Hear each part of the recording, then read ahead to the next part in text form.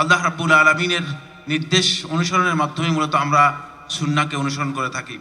আল্লাহ তাআলা কোরআনে কারীমের মধ্যে ইরশাদ করেছেন, আতিউল্লাহ ওয়া আতিউর রাসূল, তোমরা আল্লাহর আনুগত্য করো, রাসূলের আনুগত্য করো। আল্লাহর আনুগত্য হচ্ছে আল্লাহ তাআলার বিধানগুলো পালন করার মাধ্যমে, আল্লাহ তাআলা যে কাজগুলো নিষেধ করেছেন সেই নিষেধগুলো থেকে বাঁচার মাধ্যমে। আর আল্লাহ তাআলার নির্দেশগুলো পালনের মধ্যে অন্যতম একটি বিষয় হচ্ছে নবী সাল্লাল্লাহু আলাইহি ওয়াসাল্লামের সুন্নাহর অনুসরণ। সুতরাং আমাদেরকে সুন্নাহর অনুসরণ করতে হবে। تفضل. وكذلك للآية بقية: أطيعوا الله وأطيعوا الرسول وأولي الأمر منكم. فطاعة ولاة الأمر هي أيضا طاعة لله وطاعة لرسوله. فلهذا أنا أحمد لكم أنكم مجتمعون أيضا تحت مظلة إسلامية، وهذا شيء يحمد لكم إن شاء الله تعالى. فأسأل الله أن يوفقكم ويجعل اجتماعكم هذا اجتماعا مرحوما. كذلك أذكر قوله تعالى عن النبي صلى الله عليه وسلم: قل إن كنتم تتبعون الله فاتبعوني. أي يقول النبي صلى الله عليه وسلم لهؤلاء لأصحابه: إن كنتم تحبون الله وتتبعونه فاتبعوني.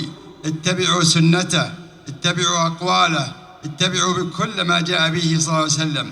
إن كنتم تتبعون الله فاتبعوني. النتيجة أن يحببكم الله، ويحببكم الله أن يجعل لكم منزلة رفيعة عنده من المحبة، وهذا غاية المنزلة التي يطلبها المؤمنون. فأنتم اجتماعكم هنا اجتماع لمحبة الله سبحانه وتعالى ولمحبة رسوله صلى الله عليه وسلم.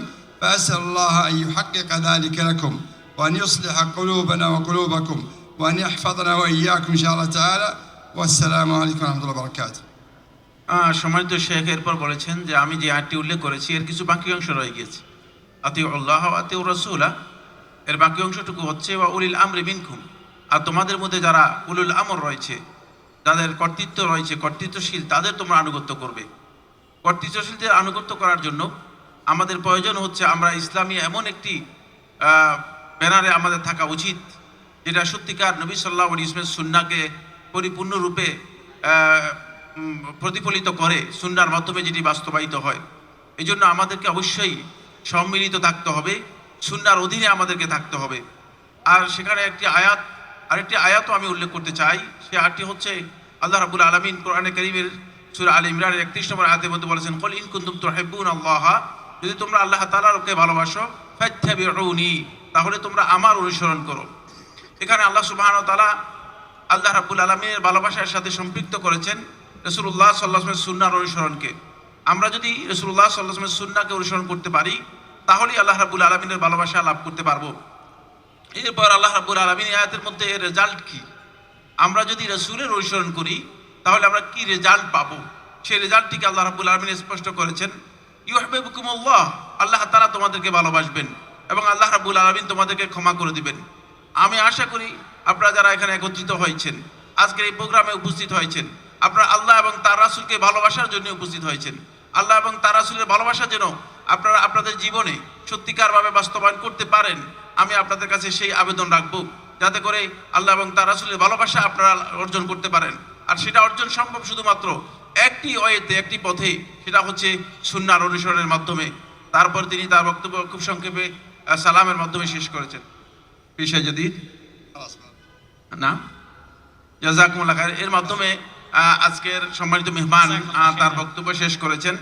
আপনারা জানেন যে সম্মানিত মেহমান আমাদের যে বলেছে, আমাদের ওস্তাদ মদিনা বিশ্ববিদ্যালয়ের প্রফেসর, তিনি অসুস্থ, কিন্তু আল্লাহ তাআলা তাকে এমন মনোবল দিয়েছেন যে মনোবলের কারণে সেই সৌদি আরব থেকে এসে তিনি বাংলাদেশের ছাত্রদেরকে কষ্ট করে থেকে এখানে পড়াচ্ছেন এবং দ্বীনের জ্ঞান দিচ্ছেন, বিভিন্ন বিষয় সম্পর্কে পড়াচ্ছেন। তিনি অবশ্য ইসলামী শরিয়ার আলেম নন, কিন্তু তিনি আরবি সাহিত্যের মহাপণ্ডিত।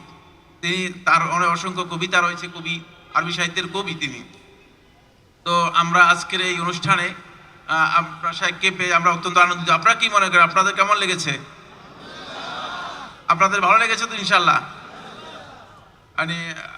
আনা নিয়াবাতান আন হাউলাই আল ইখওয়া আল আফাদিল আশকুরু ওয়া আতাকাদ্দামু বিশুকরিল জাযীল ইলা শাইখিনা আল গালি শাইখিনা ওয়া উস্তাদিনা ফদিলাতুল উস্তাদ ডক্টর যায়েদ ইবনে মুহাম্মদ আল গানিম আল জুহানি হাফিজাহুল্লাহ তাআলা حيث تحمل مشاق السفر إلى هذه المنطقة وألقى كلمته الطيبة التوجيهية لهذا الحفل العظيم، فجزاه الله خير الجزاء، وأشكر الله سبحانه وتعالى أن يجزل له مثوبته، وأن يجعل هذه في ميزان حسناته يوم لا ينفع مال ولا بنون إلا من أتى الله بقلب سليم، وجزاه الله خير الجزاء وحسن الله إليكم، والشكر الموصول للجميع